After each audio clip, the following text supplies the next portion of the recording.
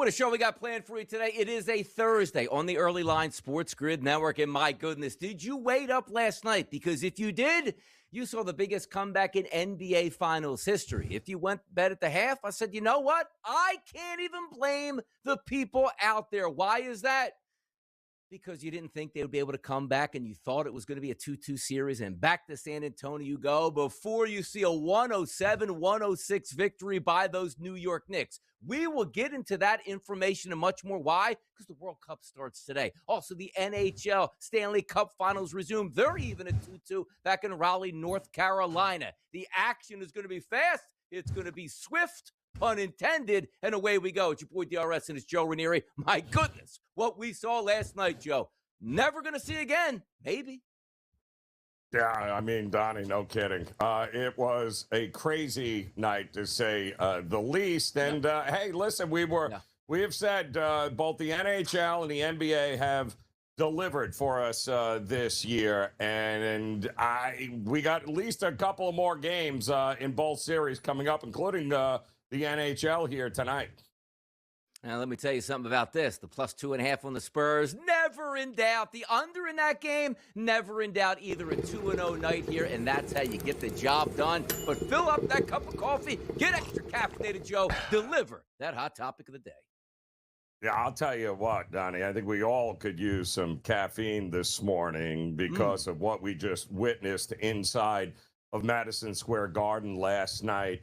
We watched the greatest in-game comeback in NBA Finals history while also watching the most historic meltdown the sports world has ever seen with the San Antonio Spurs, because the New York Knicks were down by 29 points early in the second half. 29. They were playing their worst half of basketball that we have seen in a very, very long time. Looked like the late 90s Knicks. Awful. Looking absolutely embarrassed on their own home court. Headed towards a tied series, heading back to San Antonio. Hell, Ben Stiller looked like he was going to cry. I felt terrible. Poor guy sitting on the court like that. And then the Spurs were just on fire. What, they had 14 three-pointers in the first half? Oh, yeah, and that 7'4" alien, Victor Wembanyama, he was clapping in Mitchell Robinson's face, talking trash, acting like the championship was already wrapped up. But then, Donnie, we know better. The floor, well, it completely tilted. What followed was an absolute abandonment of any offensive principles by a team that I have seen in a very long time. San Antonio dropped a whopping 30 points in the entire second half. They went a miserable 3 for 17 from behind the arc. And Wemby, back of a milk carton, Donnie, nowhere to be found when the season and the game was on the line. But one thing you can't do or don't do is count out a team with genuine New York resiliency. Because I told you yesterday that Jose Alvarado had no intention of taking any crap from Wemby. And he didn't, because he came off the bench. He dropped 8 massive points in the fourth quarter, completely ignited the Garden, even tried to suplex Wemby in the first half. Might have been my favorite part of the game. And then Anunoby puts on the cape and likely wraps up the MVP award. And then, of course, poor De'Aaron Fox has got the Spurs ready just to ship him out as soon as this season is over. Pandemonium in the Garden. The Knicks win. One of the most iconic brands in sports is on the verge of its first championship since 1973. But here's the real kicker, Donnie. The suits in the league office are the ones laughing all the way to the bank. Adam Silver and the NBA just got bailed out again, because this has been one of the worst, most miserable seasons in recent memory for the association. We just had a regular season, Donnie, filled with exponentially bad tanking, horrific officiating, injuries to the league's biggest stars, all sorts of relegation now next year with the laughably bad. But if the Knicks pull this off, well, then the NBA Magic League comes out smelling like a rose. Leon Rose, that is. And the Knicks are on the verge of making Adam Silver once again the NBA a big winner. The big bad Western Conference champions turns out, Donnie, proving no match for the more experienced, tough as nails East. And they always say the hardest one to win is the last one. Yep. Closing out San Antonio, not going to be easy. It's going to be a war. But Donnie, we should remind everyone, enjoy these games, no matter how many we have left, because this has been unbelievable theater. And let's be honest, we never know when we might see anything like it again. That's why sports are the greatest. Now, I might have woken up this morning if it was a 4-point victory by the Knicks and been furious at that game. But basically, it was a Picasso that you got your sweated and still were able to cover the 2.5. And as I told you, Joe had the under in this game. Good luck with that. 30 total points in the second half by the Spurs. Sometimes we always like to bring football back into the equation and keep it in New York with Bill Parcells. You know who's just appreciated with Bill Parcells? Late in the game, Joe, up, let's just say 10 points with 4 minutes to go. Guys, we're not throwing the football. We're handing the football up the middle. We're playing percentage football here where they have to have a miracle to come back. We're not going to hand it to them. And as I just told you, 41 points in the first quarter, Joe, by the Spurs. 35 points in the second quarter. 30 total points in the second half. What were you doing out there? So much more to get to, Joe. Great hot topic off the break, which, again, we're going to continually hit this hard over the next 2 hours. But let's get to the early lineup. And there will be lawyers, Joe, and there will be associations with I'm with the player, I'm with the school, I'm with the conference. Now the latest, Texas Tech AD Kirby Hocutt releases a statement on Brandon Sorsby. Quote, Texas Tech is not a party to Brandon's lawsuit. We did not file it. We did not fund it. Fantastic stuff. Who's in control down there, Joe? And he's right. And we've been saying this, Donnie, from the day one when the news was announced. I mean, the moral outrage of these people is so hypocritical. It's ridiculous. What is Texas Tech supposed to do? They just signed a dude for $4 to $5 million. They're not breaking any rules. He was signed with them. The whole thing was getting blown up. Now he's cleared to play. What are they supposed to do? Walk away? The whole thing is absurd. It really is. Will Wade being investigated? You know NC State was not happy with his departure after 1 year. Hey, you used us. Now we're coming after you. How about this? Breaking the contract here? Did he do anything wrong? By the way, does Will Wade ever do anything right? That's what I should say. Least surprising story to come out in the last 24 hours, Donnie, that Will Wade might have been breaking the rule. Unlike Texas Tech, Will Wade definitely, I can assure you, is probably doing something nefarious. Patrick Mahomes, I guess, has enough money to maybe make a significant investment in the SpaceX IPO coming up soon. Because why? 2 more years tacked on. Tons of money here. This man, $504.75 million. Yeah, that's a value for him. And worth every damn penny. So kudos to him. Some guys, very few are worth the kind of money that he is looking at, but he is absolutely worth it. And there you go. Those New York Knicks last night. What a comeback here, showing that grit. Some people did leave at the half, and I can't fault them. But again, Joe, this wasn't a game like in early February. It's like, I paid $200 for these seats, I'll leave. When some people were paying $100,000 for those seats, they stuck around, and they got memories on top of memories, Joe. Yeah, I was going to say, Donnie, if you spent 20 large to get into the building to watch that game last night, you were going to watch it till the very last second. If you got the tickets for free, you were likely heading to the door at the break. Break out the vuvuzelas, Joe. World Cup action starts today. Yeah, Galloway, here we go. A couple of weeks, Donnie, of on the biggest stage, right? Soccer is here. Look, Trump went to a basketball game. He goes, I'm not going to the opening of the World Cup. Maybe if the Americans do make it to the final, he will be there. And how about Serena Williams? Doubles partner got injured, not her. Come on, man. Find somebody to help her out at this point right now. We don't need any help today, people. It's a Thursday. And yes, the New York Knicks Spurs will be a topic all throughout the show. Stick with us. We'll be right back after this quick break.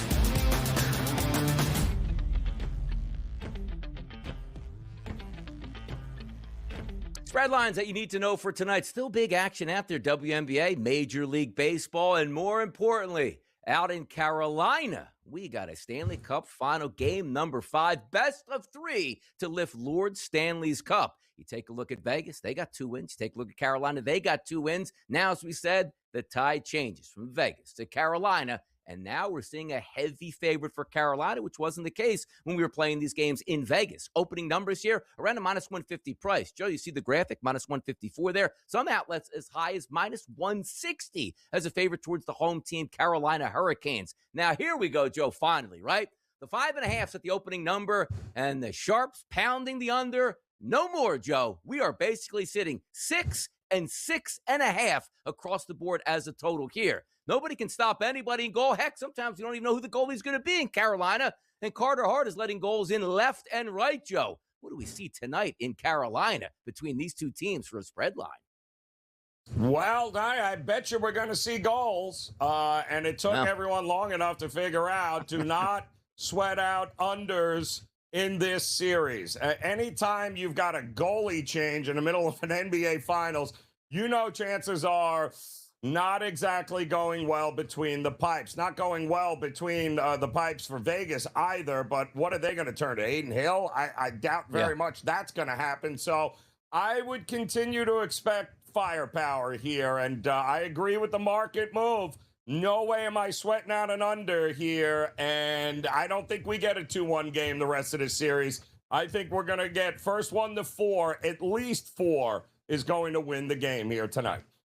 I can't wait to watch it play out. And again, we are at least going to get a game number 6 back in Vegas here, but wouldn't it be fantastic? Carolina wins, Vegas wins game 6, and away you go into a game number 7, which is what I'm hoping for, that we could possibly get in the NBA. But after last night, not so sure we're getting it there. Let's flip it over to the WNBA. 4 games on the docket tonight, 7 o'clock, 7:30, 9, and 10 o'clock. Game number 1, we'll talk about the Chicago Sky on the road to take on Caitlin Clark and the Indiana Fever here. Minus 9.5 at the opening number. Joe, you see the graphic? We are still sitting at 9.5 in a total of 170.5. Fever, Sky tonight. What's the spread line for you here? Yeah, well, I mean, listen, Indiana has certainly dominated the Chicago Sky over the last couple of seasons, and the Chicago Sky not exactly doing wonderful things this year. But, you know, Indiana's got to put some wins together here, and now would be a good time to get it done on a very winnable game at home here. And I think they can get it done here, even though they're coming off a game in which they blew a 17-point lead in the second quarter. I don't think they're going to have any problem with the Chicago Sky tonight. I'd only, if I'm playing it, I'm laying it here, Donnie. It's the only way I'd look is towards the Indiana Fever.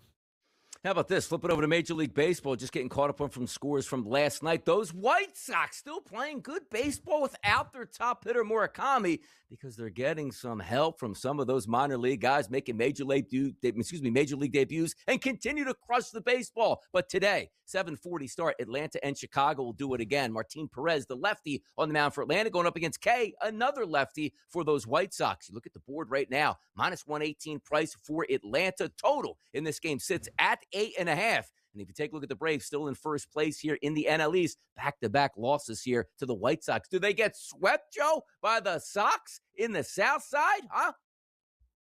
Tough game. Tough 2 games, right? Iglesias blows a game a couple of nights ago in the 9th inning with walk-off fashion. In the 10th inning, rather, in walk-off fashion. Then they got Chris Sale on the mound last night, who gives up 2 runs, and that was it. And the Braves couldn't score for Davis Martin in the bullpen. Go figure. So what's going to happen? Yeah, that means Martin Perez, the other lefty on the starting pitching staff, Donnie, will likely throw a one-hitter or something crazy like that, because that's how baseball works. But I think you see a motivated Braves team. Nobody wants to go to the White Sox and get swept at all.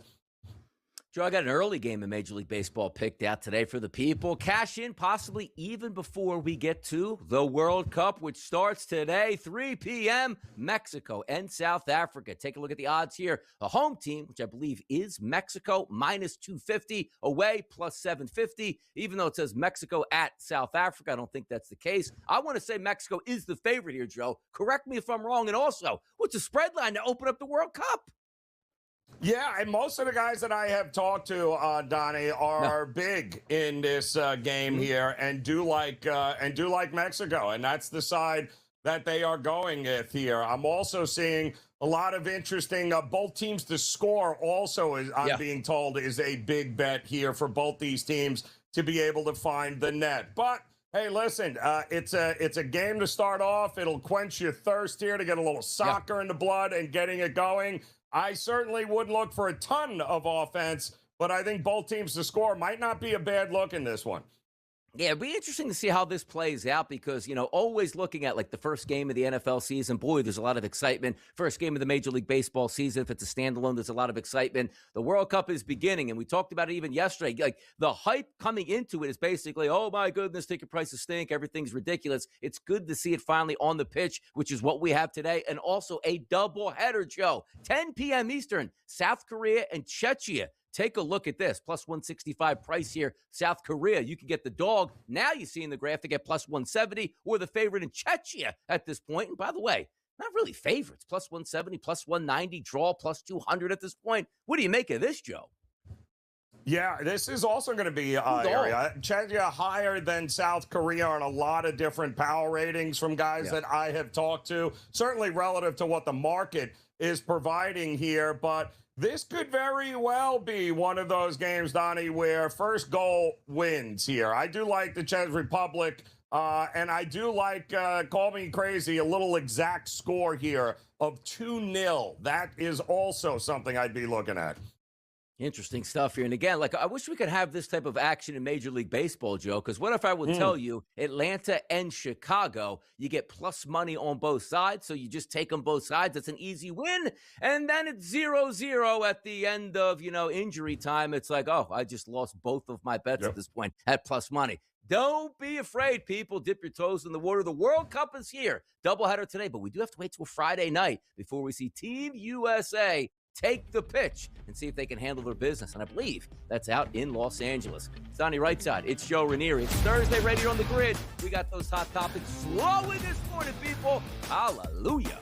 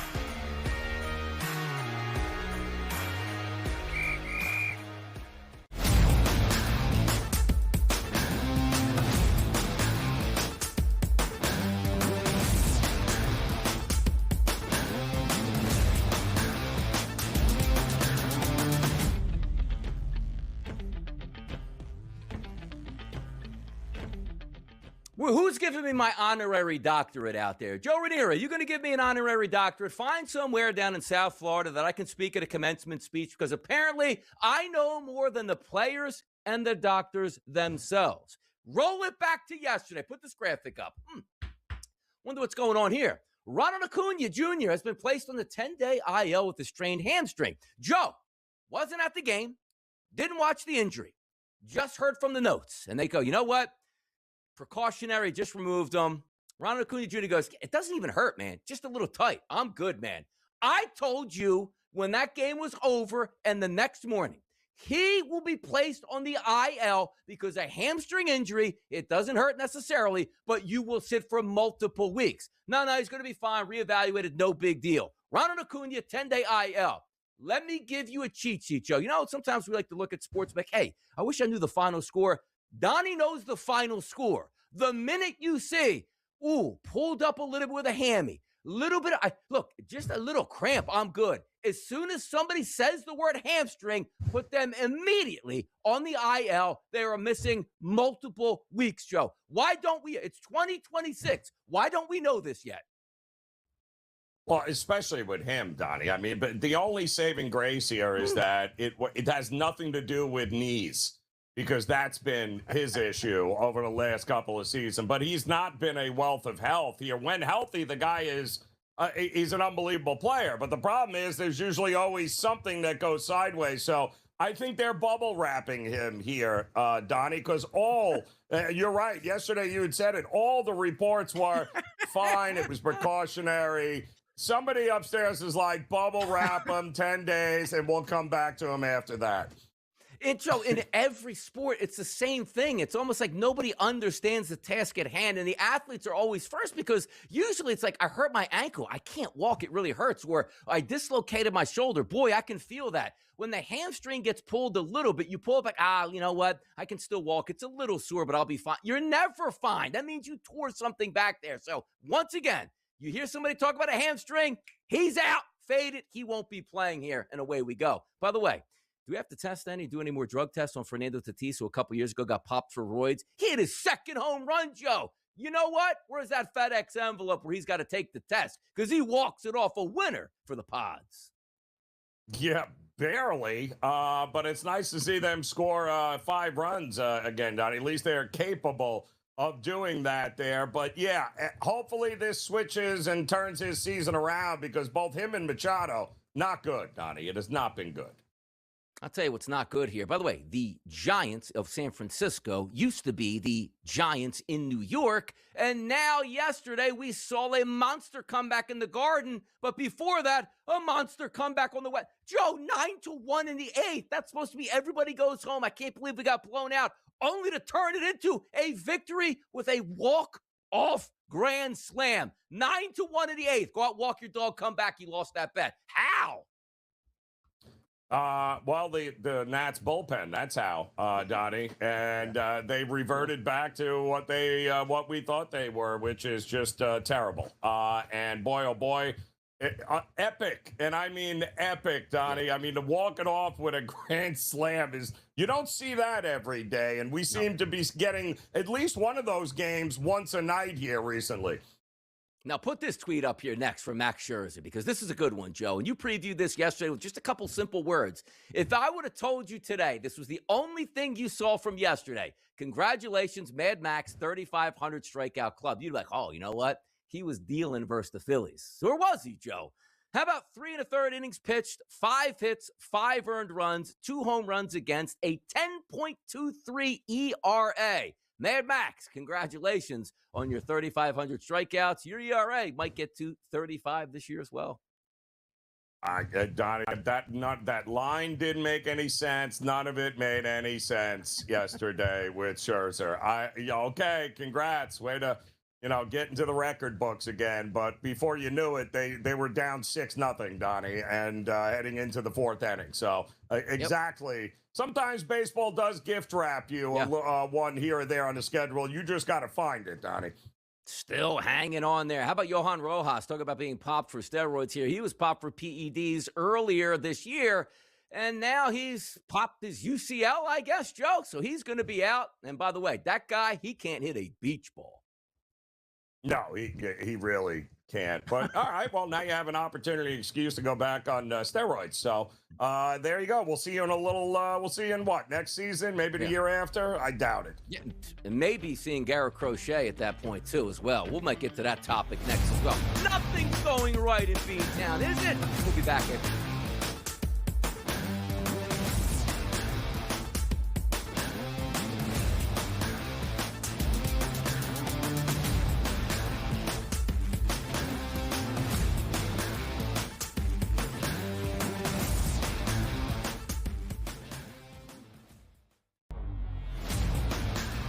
Terrible start last year, injured all the way through, didn't have a chance to win that Major League Baseball season.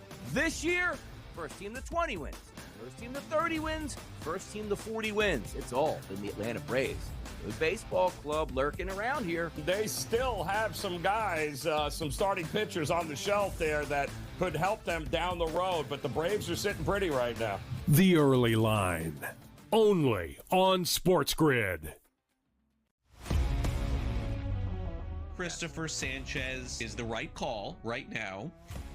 What am I missing? Why is Shohei Ohtani not right there with him? Well, is it the innings, Donnie? What is it? What am I missing here? Because if he qualifies for the pitching title and he throws a lot of innings and he leads the major leagues in earned run average and even whip, like, well, what am I missing?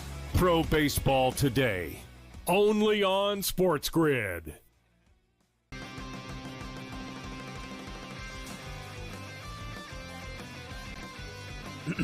Class is in session.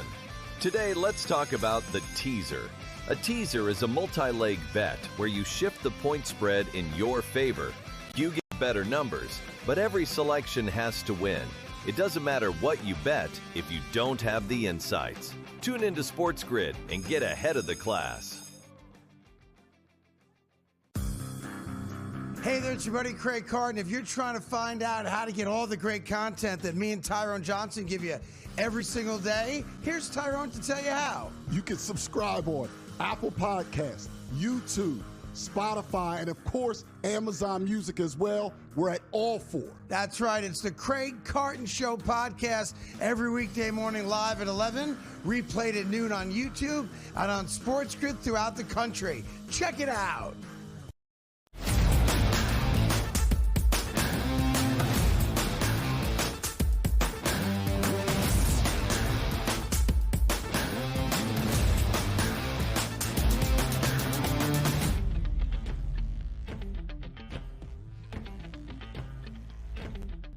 It was mayhem for Knicks fans in game number 3. Lost that game, couldn't have any watch parties outside the Garden. The president was in town, tons of celebrities in the building. And then we thought if Trump wasn't going to show up for game number 4, let's get back to the business here and get all that energy around Madison Square Garden.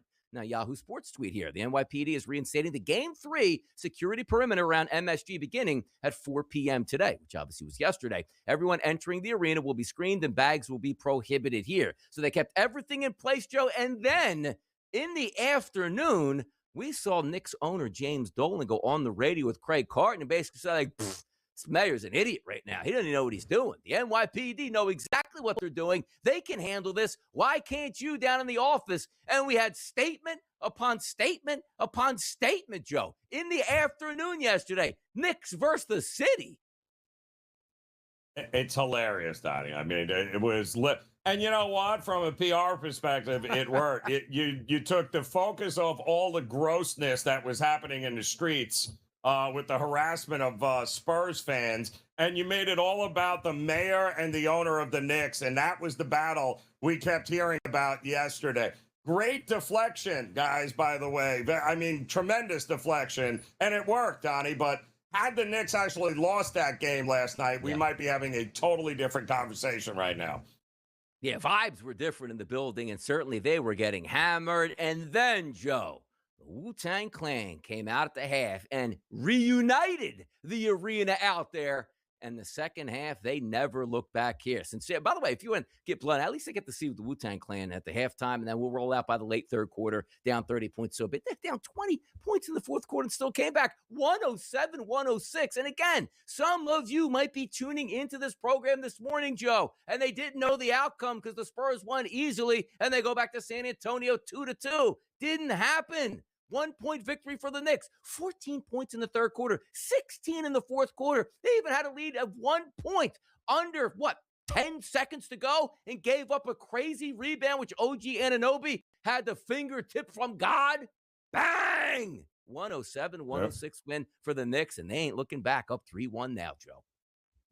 Imagine you score 76 points, Donnie, in the first half on the road in the Garden, to come out and only score 14 points in the third and 16 in the fourth, and somehow think you might have been robbed.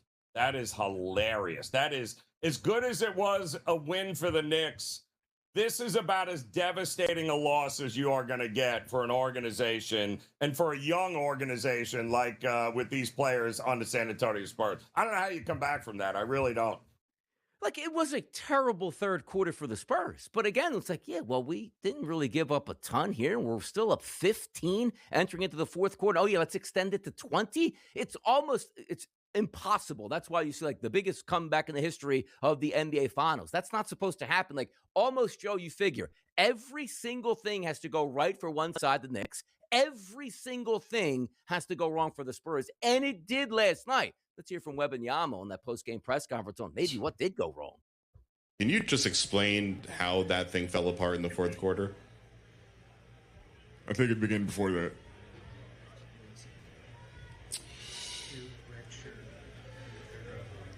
Third row on the left. Can't really explain it right now. I don't know. I think it's just, execution, greediness, some sort. We clearly weren't the most hungry in the second half.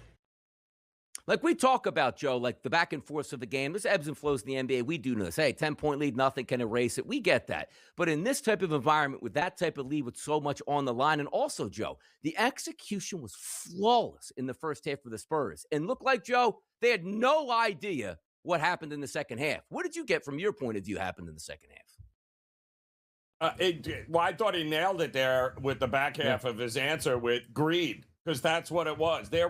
I think it was a lack of coaching, and I don't know why they were. Granted, it was a great shooting first half, but that's an anomaly. You weren't going to keep shooting from three as well as you did. So, and Wemby, where were you? 24 points, 13 rebounds. Donnie was 9 of 25 from the field. When your best player isn't showing up, and yet you still seem to have a double-digit lead, well, then it's up to everybody else to make sure that, I don't know, you don't give up that lead. You know what you don't do is you don't give up empty possessions by continuing to shoot three after three after three that does not go in. And the Knicks won the game, but the Knicks were handed this game by the San Antonio Spurs. Coming right down to the end. And by the way, it's a 3-1 series. It feels like it's over. It's not over. There will be a game number 5. Let's hear from Wemby on that preparation process. Holding each other accountable, communicating, not pointing fingers. And after that, we either got it or we don't. But, we've proven that we can surpass these difficulties. And even though we haven't been there before, I'm convinced we're built this way, and we're going to use the better of this, and it's going to tighten us up. Spurs heavy favorite, 5.5 of that opening number, Joe. We'll see where that gets to. And by the way, that game is going to take place. So tomorrow it's a Saturday night game, 8:30, extra day with the travel built into that. Before I get some comments for you, Joe, I do want to sneak in Kat and Jose from the winning team and what it was when the Garden came alive. For both of you guys, you're both local guys. To be at Madison Square Garden and feel what that was at the end, just nobody left the arena and the craziness out there. Just kind of what were you feeling? Did you even realize what's happening? No, I've seen people leave before the game was over in MSG, watching on MSG Network before. I think for me, you could see my reaction, the emotion. It kind of spilled out of that moment. it was tears of joy, wasn't boo-hooing or anything, but just tears of joy because, like I said, all you could do is ask for a chance. And for me personally, I just wanted one break in life, and I got one. I got one at that last play with OG making the shot and us getting the stop. I just wanted one break in life, just one thing to go my way one time, and I'm glad it did. I'm glad it did for us, man. God is good, man. You said it, 2 kids from here, right? I'm not going to sugarcoat this. I was about to cry. Not because, obviously, we just want more, but I'm in Madison Square Garden in the fourth quarter playing with these guys, and we playing for something special. Mm-hmm. It's just as excited. It really something I couldn't put in words. And like I said, we could get excited and enjoy this, but we got one more to do. For sure. So that's the main goal, the next game. And to add to what you got to say, too, I mean, I feel for all of y'all who was here at the game, obviously, you could just feel the abundance of joy at one time from everyone at one time. The collective joy that came out of everybody for that one moment to hear the buzzer going off and not to see the ball go in the basket. I think we all felt something like that emotion that was special. It's something that, MSG hasn't had that kind of moment in a long time. So shout out to our fans for real. Fans were real, but if Carl Anthony one break in life, Joe, it's a shame I'm 7 foot. It's a shame I went to Kentucky and we won championships and I'm in the NBA, make hundreds of millions of dollars. Can life, Joe, just give me one break, please? 5 minutes of feelings I just had to listen to there, Donnie. The feelings. Oh, my feeling. It was the feelings. Nobody is interested in your feelings. They're interested in whether, A, you could cover the number as a home favorite, which you didn't, and B, can you actually close this thing out in Game 5? Because that is the only feeling anybody's interested in. And by the way, the thing that does make it interesting here, we're going to save a video into the next segment because I do want to see how this pertains to game number 5. But it will be if you are the Knicks and their fans, they had an interesting discussion yesterday on social media, and I'm going to tease that into the break. What would Knicks fans actually want more to happen? Find out next year of what exactly I'm talking about. We'll be back to the early line.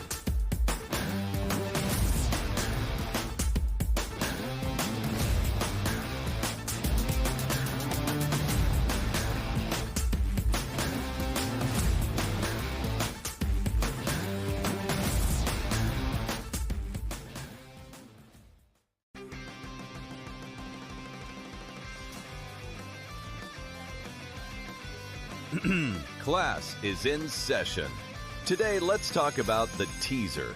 A teaser is a multi-leg bet where you shift the point spread in your favor. You get better numbers, but every selection has to win.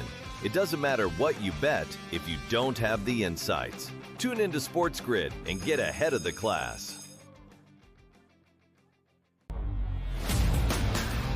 Terrible start last year, injured all the way through, didn't have a chance to win that Major League Baseball season. This year, first team to 20 wins, first team to 30 wins, first team to 40 wins. It's all been the Atlanta Braves. Good baseball club lurking around here. They still have some guys, some starting pitchers on the shelf there that could help them down the road, but the Braves are sitting pretty right now. The Early Line, only on SportsGrid. For Abdul Carter. Hey, son, you want to be a leader? Show up to meetings on time. Don't be late to practice. This guy's sitting there trying to tell me that he's got a problem with Jackson Dart going to a Trump rally when he can't even show up to a meeting on time? And he can't show up to practice and he's late? Dude. Outspoken with Dan Cilio, only on SportsGrid. Well, the talk has been about sports betting handle being down or flat, right, because of the threat of prediction markets and the growth of them. But we've seen Kalshi actually kind of plateau for the first time in recent memory. Looking at a graphic right now, we've had the spike for the Super Bowl, and then this is usually when things die down. Yes, there's March Madness, but usually sports betting handle kind of goes down over the course of the spring and summer until we get back to football season. Newswire, only on SportsGrid.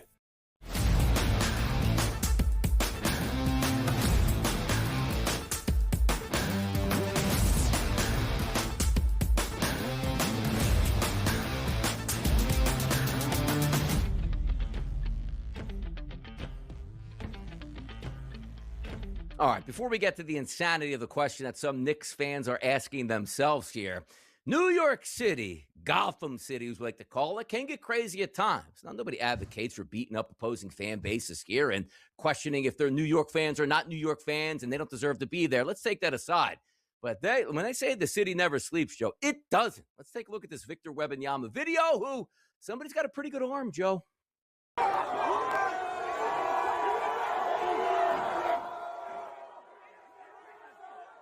Let's see it.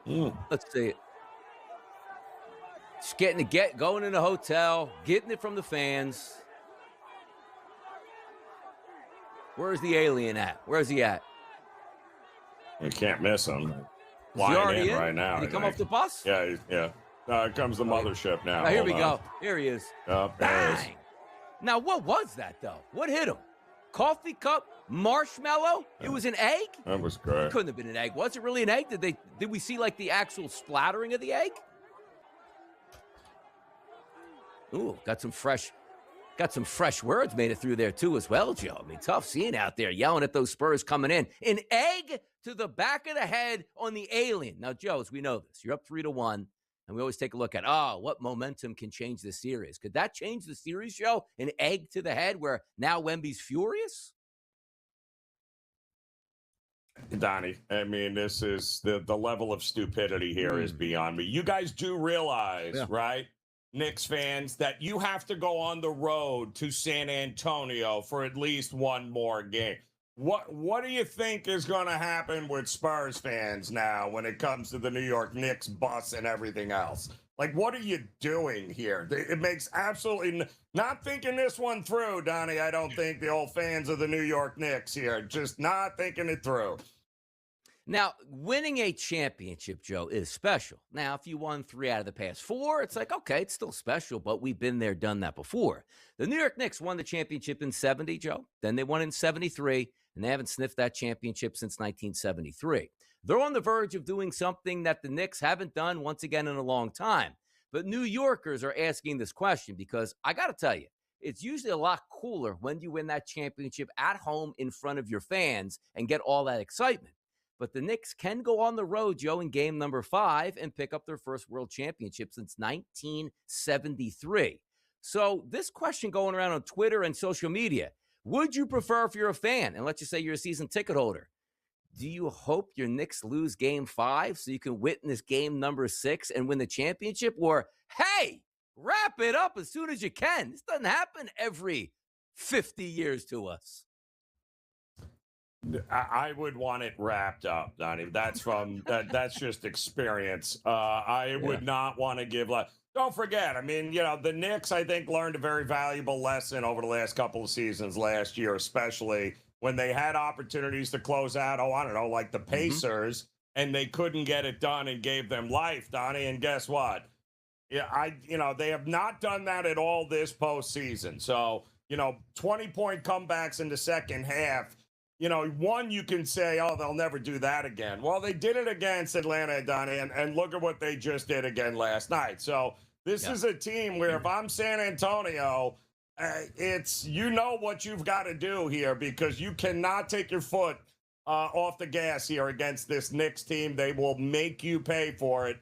Get it done, and then prove everyone. You can throw a party when you get home, Donnie, right? I don't need the game to be a game 6. I just need you to bring home the trophy. That's the only thing that matters. We'll see Saturday night, and boy, those watch parties going to be on fire, maybe literally in the city on Saturday night if the Knicks can get it done. If not, we'll have a game number 6, and as a fan, I would love to see that. You know what else I love to see? Head coaches like Deion Sanders proclaim he's cancer-free. And if you haven't followed the trail of Deion Sanders over the past, 5 to 10 years, so many health issues, so many times battling through, quote, I'm cancer-free, I'm good. Great doctors in Colorado that brought me through. God has brought me through. I'm thankful. I'm healthy. How about that for Deion?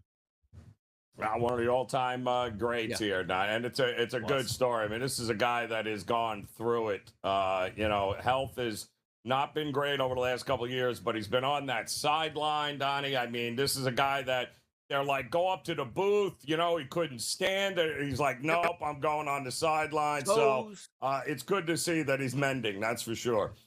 He is. We'll see what Colorado can do this year, Joe. But as we always talk about, like lawyers and fraud is a key word these days.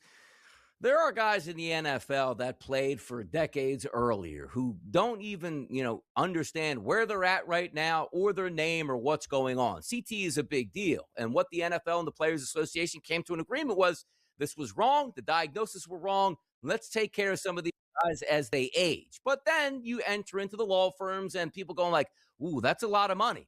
What are we talking about? NFL and ESPN sent a tweet out. 5 law firms, Joe, accused of scheming to defraud the NFL's concussion settlement fund for more than $87 million. Lawyers get paid a ton to work here, and apparently they still got their hands in the cookie jar and taking it away from the people that actually need it. Yeah, shocker, Donnie. I mean, just absolute shocker here that there would be corruption around, something the NFL got away with for how long. It's just another one of those stories, Donnie, where it's mismanaged across the board and everyone's got their hand in the cookie jar, don't they? Yes, they do. We'll keep over some news and notes around the NFL. Yahoo Sports tweet. How about this one?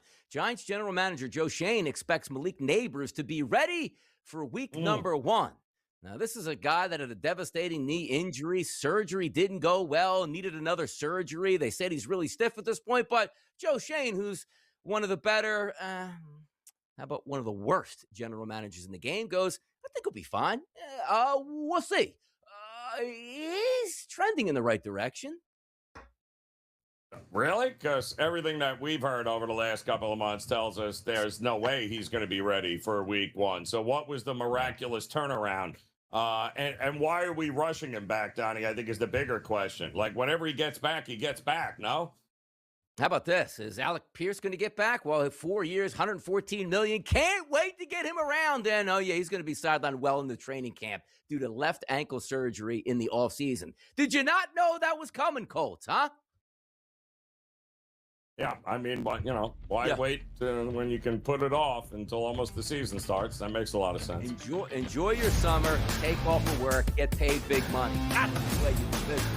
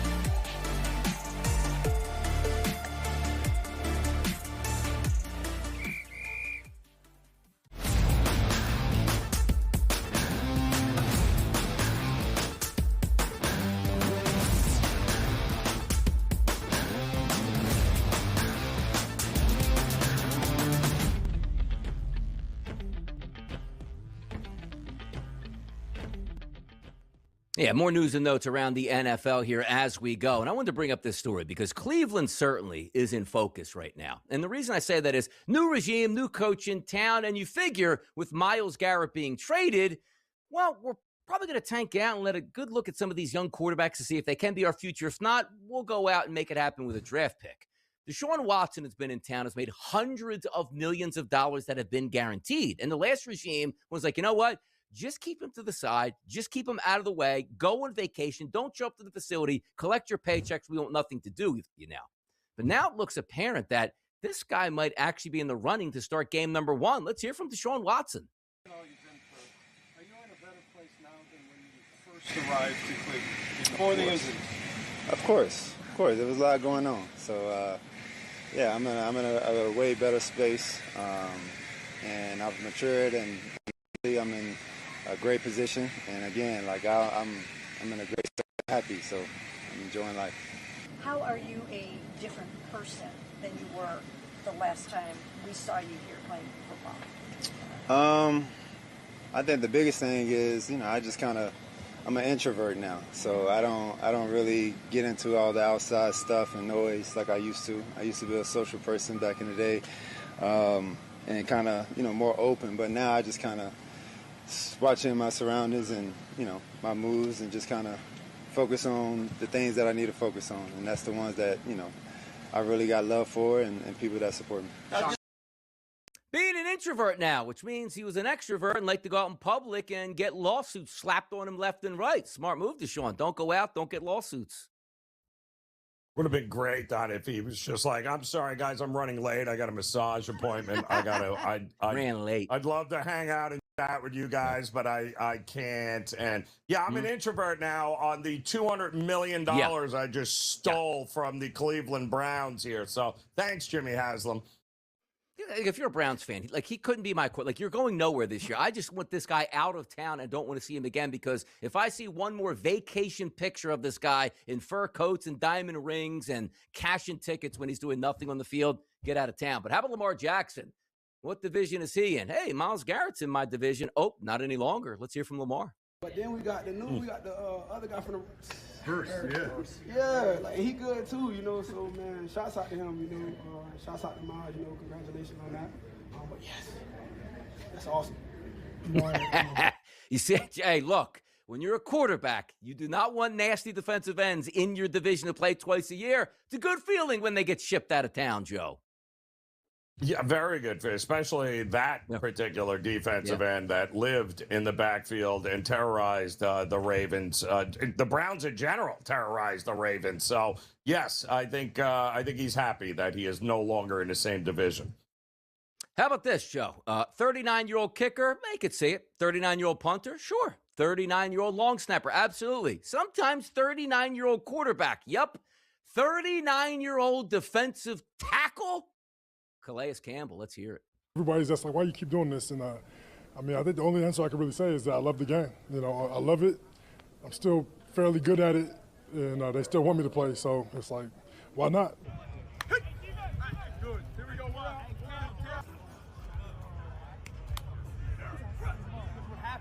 When you think about playing football again, you kind of think about like what places would you play again?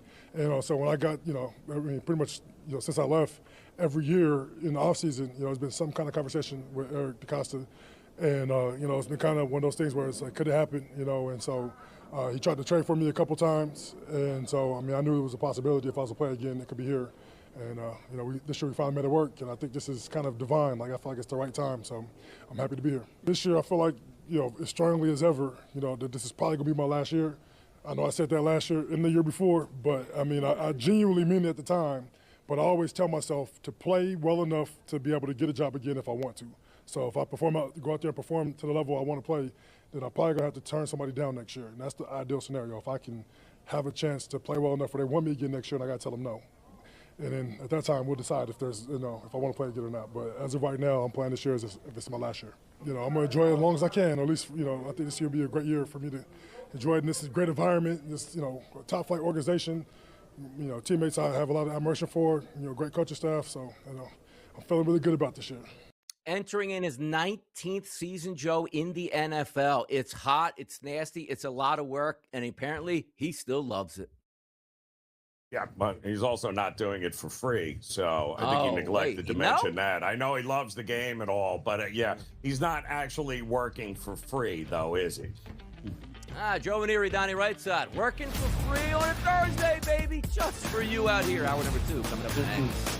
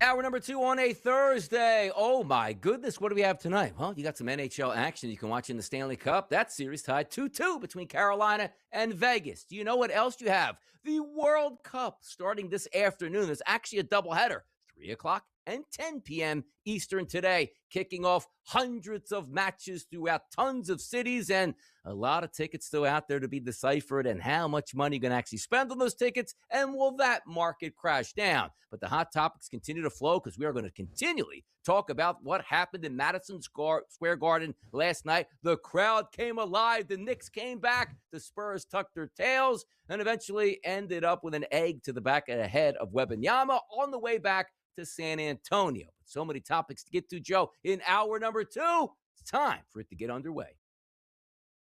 Yeah, Donnie, epic night last night. Don't forget, we got a pretty important Game 5 tonight in the NHL and the Stanley Cup Finals. And like you said, World Cup. And from what I understand, there's plenty of tickets flooding the market right now. So still have time, Donnie, to go get your World Cup tickets and go see a game if you like.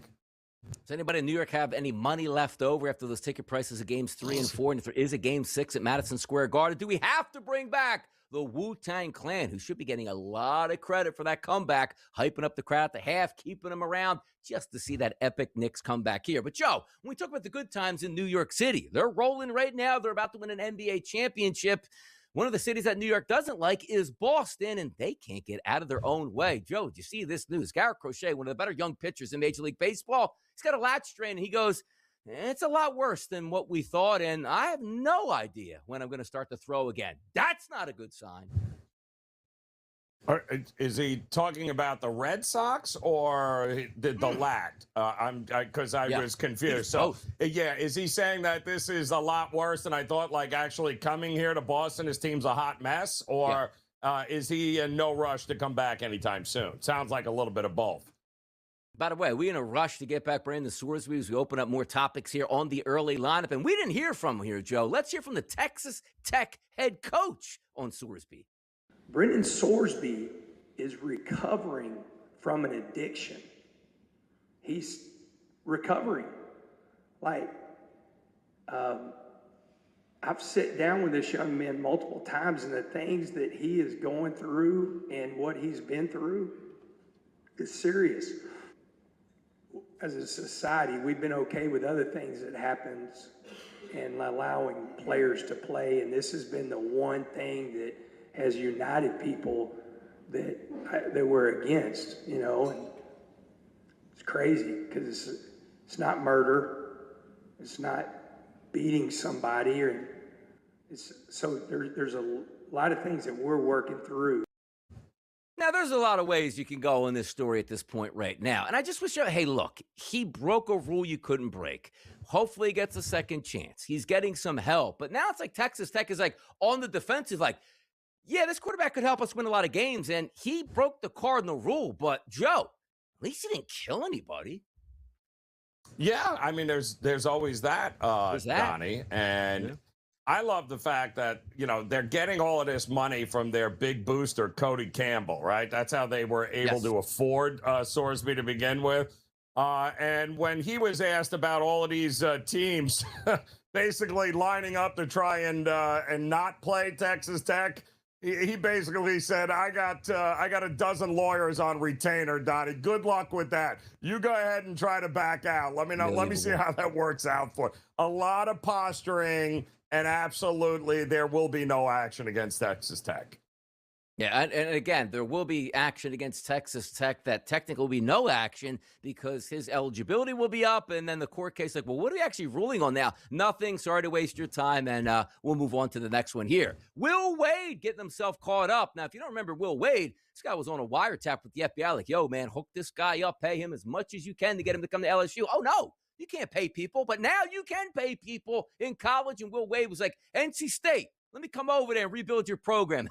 Just kidding. 1 year, I'm going back to where I always wanted to be at LSU. And now NC State's like, oh, yeah, there will be lawyers involved in this as well. You just, again, it's Will Wade. It follows him, the way he left, the way it's, how are we surprised by any of this? Shocker. They're going to try to stick it to Will Wade like he stuck it to everybody else along the way. How about Patrick Mahomes gets a 2-year extension here and moves some of that money around? $500 million, baby, for one of the best quarterbacks you're going to find in this generation. Again, worth every penny. You pay the man, do what he's got to do. Yeah. I don't know. Do it the Ohtani way. Extend it out 700 years. What's the difference? You're paying for a once-in-a-generation quarterback that's worth every cent.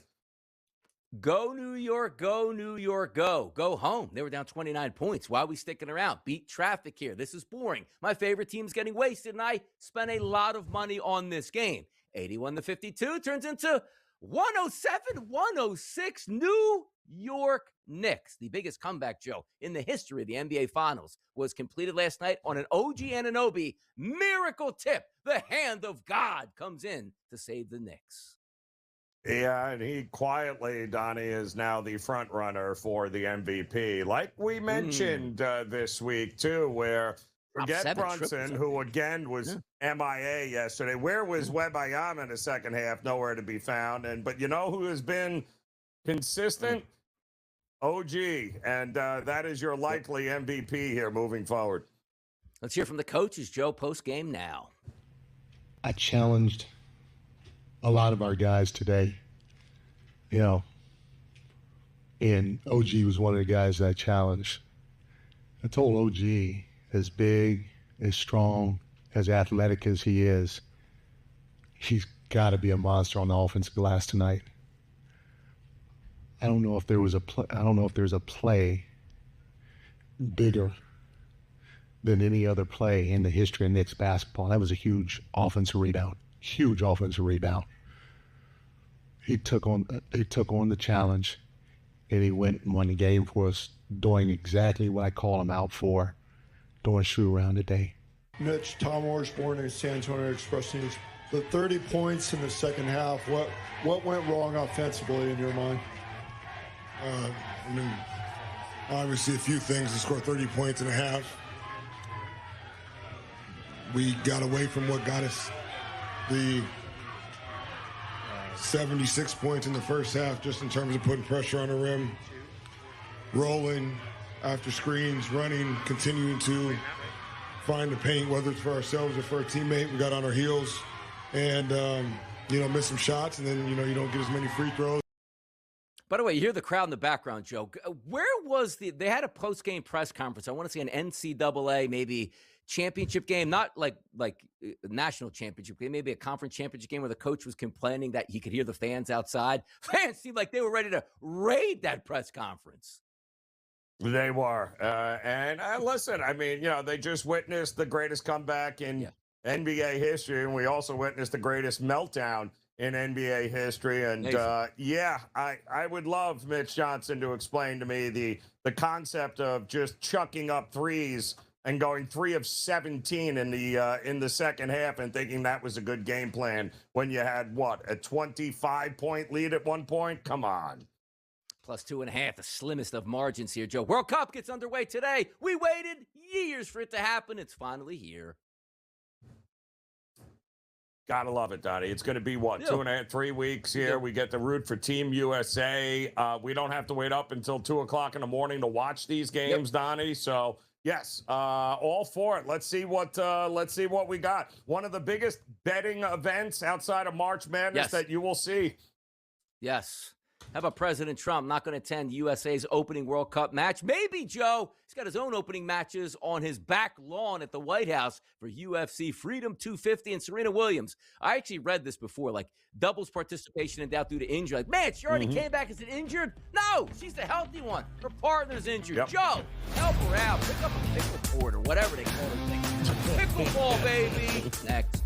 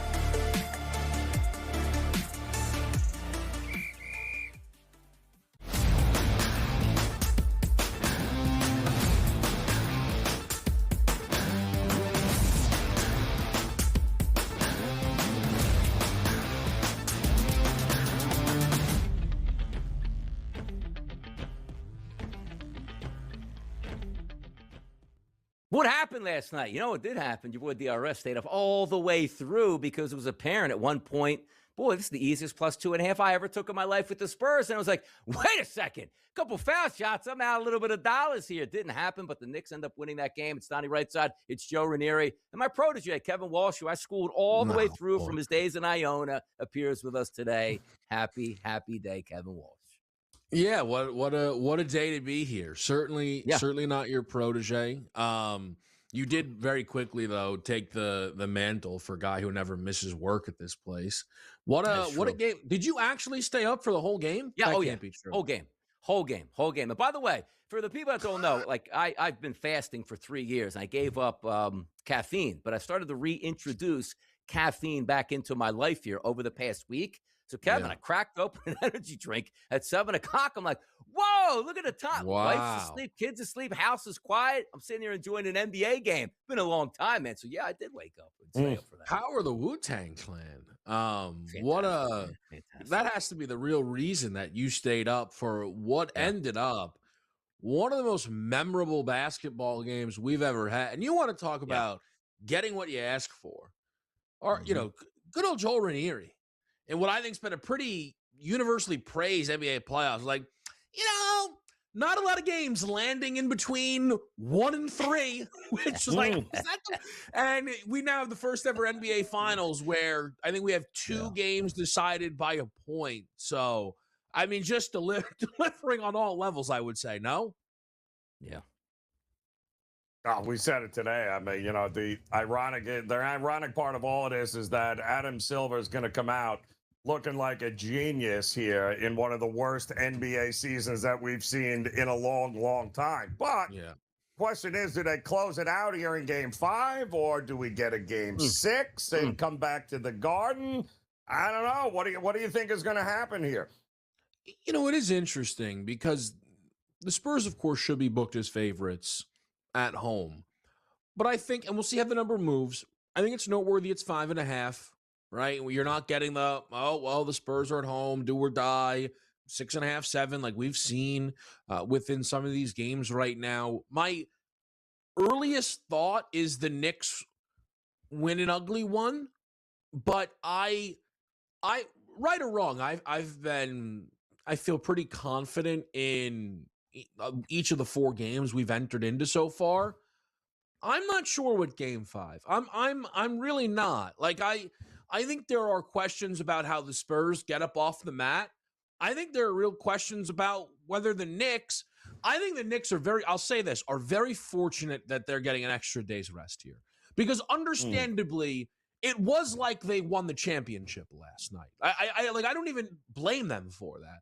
Like I was wondering if they popped champagne in that locker room. Like the energy and the vibe was as if they did just win the title last night. No. And what you watch from that, Kevin, too, because, like, obviously the game changed. Halftime, you know, first quarter, second quarter, Spurs did whatever they want. Every wide open shot went down. Every play they ran was perfect. Knicks couldn't get out of their own way. Then you start to see a changing of the guard. But you're down so much, Kevin, it usually doesn't matter. Yes, they had a poor third quarter. Still up 15, extended to 20 in the fourth quarter. But I tell you what, when you watch down the stretch, it just felt like the game slowed down for the Knicks. Get the ball in Jalen Brunson's hand, try to create and see what happens, and understand this. It won the tie game in the fourth quarter early on. Like, you had to make shots. And one of the biggest shots I remember, Brunson pulling up from 3 with a guy in his face down 4 and splashing it. And the Garden erupted. At that point, like, oh, no, here we go again. But it all of a sudden came down to that one final play where Brunson pulls up. If you're the Spurs, you got exactly what you wanted in that scenario. A deep shot, get a rebound, we win. And OG Anunoby, with one of the more freak plays you're ever going to see, and timely plays, tips that in. I couldn't believe what I was watching. And that Garden absolutely was on fire in the second half. And me, I don't like the Knicks, but I like big moments. If you don't enjoy basketball played in the Garden and this type of elements, you're just dead. You are. Yeah, like shout out Gabe. He's like, it's going to be all celebrities there. Like, is the energy going to be good? It's like, brother, the energy was unbelievable in the game. And one of the things, like in a non-gimmick way, like, Donnie, the fact that you stayed up for a game that had the largest halftime deficit in like the history of the finals is crazy. But it speaks to who the Knicks are. And Like, I immediately went back and watched, the condensed highlights they throw up, just because, I don't know, there's too much energy coming off the game. And it's amazing how quickly the Knicks were cutting at the lead. I think it was 15 midway through the third quarter. Like, that's a heavy cut. It was 4 with 4.5, 5 minutes left. A 4-point game with 4 minutes to go is a very normal basketball game. Obviously, it wasn't a normal path to get there. So it was just, again, it's one of the most unbelievable things you'll ever see. And I also do think, because, people are figuring out how they put the blame across different Spurs, right? I've been saying this, and I really think it's true. They don't respect the Knicks at all. They really don't. Mitch Johnson wasn't coaching, not because he's a bad coach. I think he should have won Coach of the Year. Mitch Johnson was because the game's over. The game is over. Despite the Knicks having all this pedigree that when they're down 20, they win the game. They win more often than they lose when they're down 20 in the playoffs over the last 2 or 3 seasons. It just doesn't matter. And Wemby played 44 minutes. I think that's one of the more interesting elements of Game 5. How much does Wemby even have in the tank? So it's a really, really remarkable setup to get us where we did. Let me just add this quickly, because I said I was going to. Good old DRS on his way out. But listen, you never know. Goodbye, hello. None of that matters. I'll say this. DRS has his own way of doing things. There are a lot of things he doesn't take serious. One of the things I've been fortunate enough, though, is he does tend to take me serious when I need him to. And I've always appreciated that.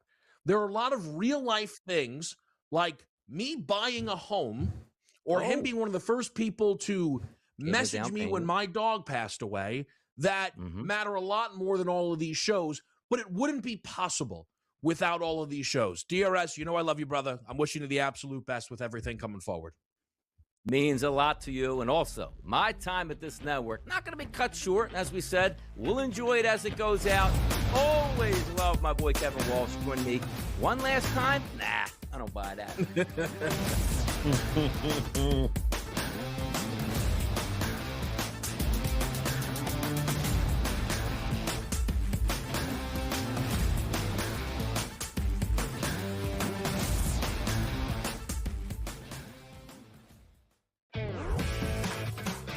Talk has been about sports betting handle being down or flat, right, because of the threat of prediction markets and the growth of them. But we've seen Kalshi actually kind of plateau for the first time in recent memory. Looking at a graphic right now, we've had the spike for the Super Bowl, and then this is usually when things die down. Yes, there's March Madness, but usually sports betting handle kind of goes down over the course of the spring and summer until we get back to football season. Newswire, only on SportsGrid. For Abdul Carter. Hey, son, you want to be a leader? Show up to meetings on time. Don't be late to practice. This guy's sitting there trying to tell me that he's got a problem with Jackson Dart going to a Trump rally when he can't even show up to a meeting on time? And he can't show up to practice and he's late? Dude. Outspoken with Dan Cilio, only on SportsGrid. This is all about headlines, Donnie. If we hear, if that noise gets louder as we get closer, then 45 cents is going to be 65 cents, and that's the repricing we're talking about. I don't need Utah to get them. I need people to think Utah is going to go up and get them, Donnie, and that's how you make money. Prediction Markets Edge, only on SportsGrid. Craig Carton along with Tyrone Johnson. We got great news for you. CraigCartonShow.com. And Tyrone, what do you get if you go to that amazing website? Well, right now you can subscribe to our upcoming newsletter. You put in your email address, and then bang, you'll get all the new Craig Carton Show content when it arrives. Not just that, you also get merch drops, exclusive content, and appearances. So again, one more time, that website is CraigCartonShow.com.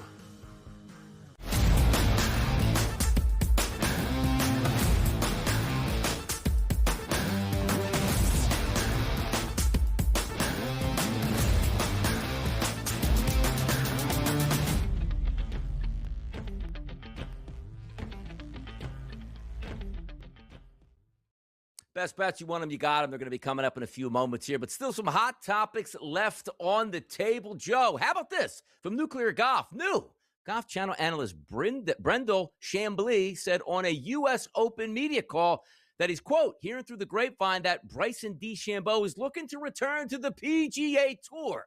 You think? Yeah, what a shock. I mean, didn't see Where else that he going, coming, Joe? Donnie. I mean, yeah, well, he's going to print himself a new set of clubs, and he'll be back on the PGA Tour. Yeah. Him and Rahm. Now, you're right. Don't blow my mind and tell me Rahm wants to come back, too. What a shock.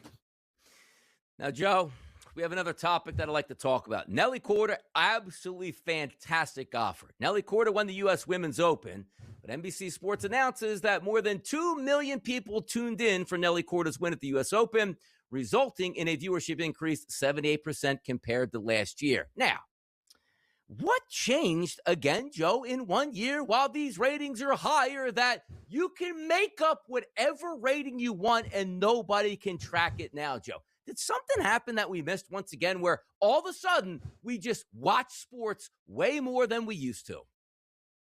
Yeah, I mean, it's unbelievable, Donnie, and I guarantee you, we already heard Game 3 of the NBA Finals was the most watched in 26 years.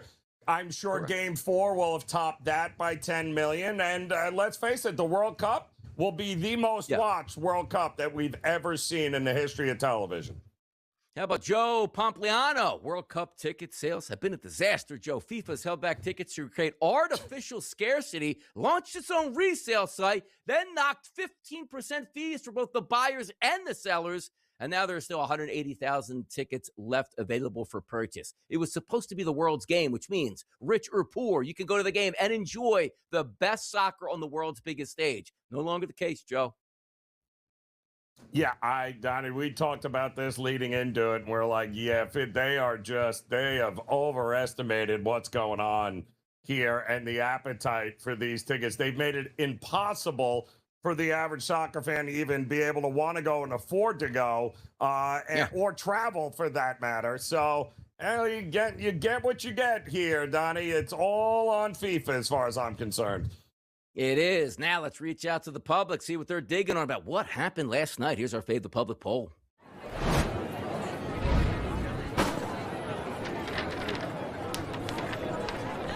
What are your thoughts from last night's game number 4 win by the Knicks? Astonishment out there? Still awake, Spurs fan? Time to be alive, and blankety blank, blankety blank. Unbelievable finish. OG Anunoby gets the job done. And by the way, I think he dropped 7 triples in that game, Joe. What was your vote here? For me, what a time to be alive, man. Hey, I don't like the Knicks, but what a time. I can't listen.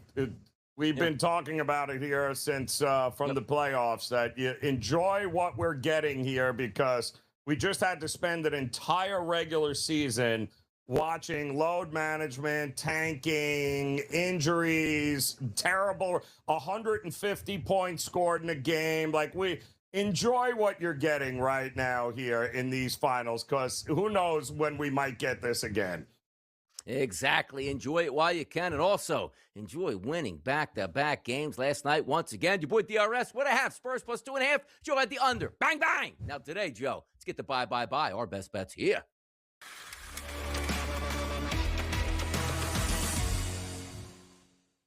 Get it, Joe. Where do we go tonight, huh?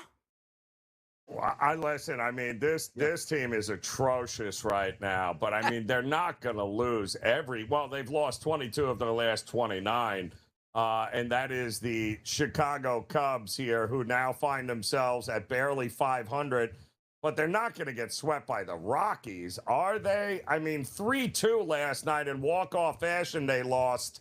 I do think they bounce back here. I think Pete Crow Armstrong and company starting to get the bats going here a little bit. And this is the kind of game where enough is enough. You're in Colorado. Get it done. I think they will get it done here today. Let's keep it in the afternoon. 2 Major League Baseball games. I'm going to go with the early one, which is the Miami Marlins taking on the Diamondbacks. Joe, I'm going to take the over 8.5. Reason being, worst pitcher on the card today is Merrill Kelly. How about an ERA of 5.71, an xFIP minus 127, and a Sierra of 5.33? He's going to get lit up. You might say, Donnie, Tyler Phillips has a 2.08 ERA. Don't worry about that. His Sierra is a 4.50. Analytically, he should get hit. 9 runs or more today at 1 p.m. Let's cash some tickets in, Joe, before we even get to the World Cup action. That's how we get down to the business here. PME on TEL is coming up next. All that information you need, making smart investments. That's what we do. Bonnie, your turn. Wait here.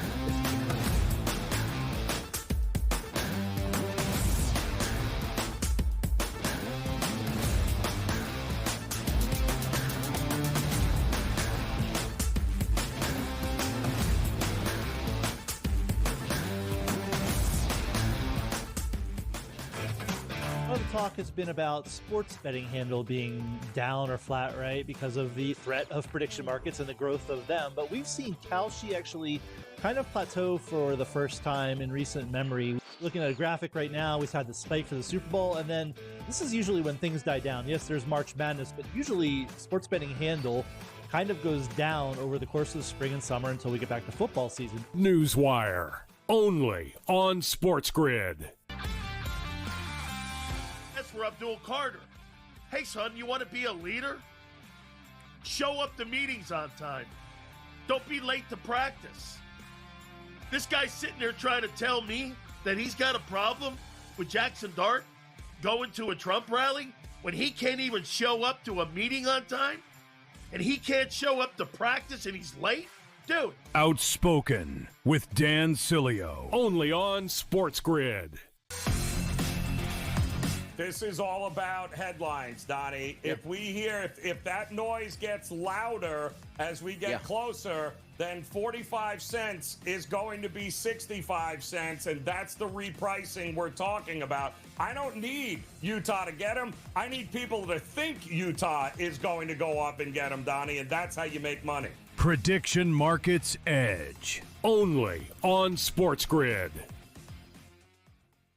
Craig Carton along with Tyrone Johnson. We got great news for you. CraigCartonShow.com. And Tyrone, what do you get if you go to that amazing website? Well, right now you can subscribe to our upcoming newsletter. You put in your email address, and then bang, you'll get all the new Craig Carton Show content when it arrives. Not just that, you also get merch, exclusive content, and appearances. So again, one more time, that website is CraigCartonShow.com.